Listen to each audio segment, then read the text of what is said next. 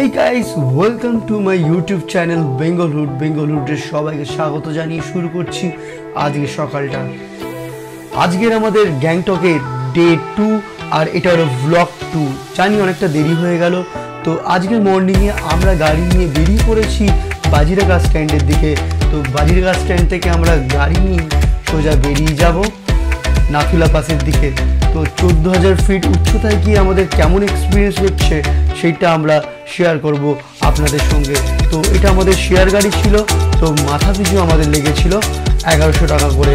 জানি একটু বেশি রেট পড়েছে, তো কিছু করার নেই, চলো গাড়িতে করে নাথুলা পাসের দিকে যাওয়া যাক।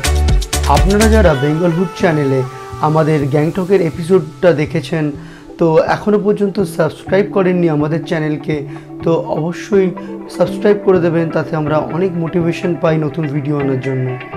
গ্যাংটক সিরিজের ব্লগ 1 এবং ব্লগ 2 দেখে আপনাদের যদি ভালো লেগে থাকে তাহলে অবশ্যই আপনারা রেসপন্স করুন লাইক বা ডিসলাইক দিয়ে।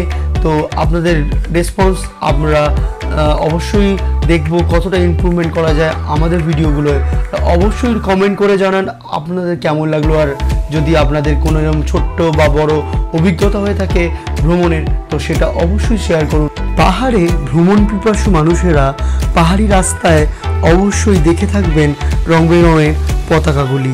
তো পতাকাগুলি দেখতে ভালো লাগে এবং এর পেছনে একটি ছোট্ট গল্পও আছে। গল্পটি হলো পাহাড়ের পাশে থাকা পতাকাগুলি আসলে এটি একটি মান্নাতের মতন। তো ওখানকার পাহাড়ি মানুষেরা মনেস্ট্রিতে ভগবান বৌদ্ধের কাছে মান্নাত করেন, আর সেই মনস্কামনা পূরণের জন্য তারা এই পতাকাগুলিকে বাঁধেন পাহাড়ের যেখানে খুব বেশি পরিমাণে হাওয়া হয় সেখানে। তো হাওয়াতে পতাকাগুলি যত বেশি নড়ে তত বেশি ওদের মান্নাতগুলি পূরণ হয়।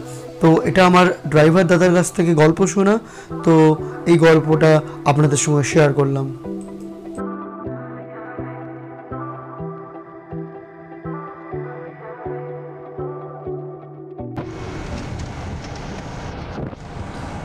তো গাড়ির মধ্যে আমরা কলকাতার একজনকে পেলাম, আর আমার পাশে যিনি বসে আছেন ইনিও আর্মিতেই ছিলেন।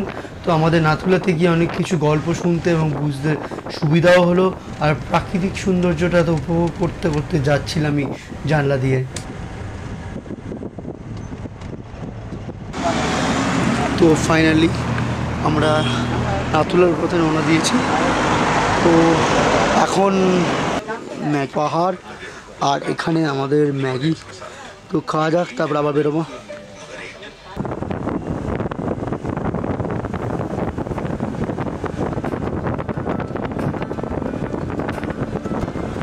সিকিমের তিব্বতীয় পাহাড়ের সৌন্দর্য উপভোগ করতে করতে আমরা গিয়ে পৌঁছালাম নাথুলা পাসের দিকে।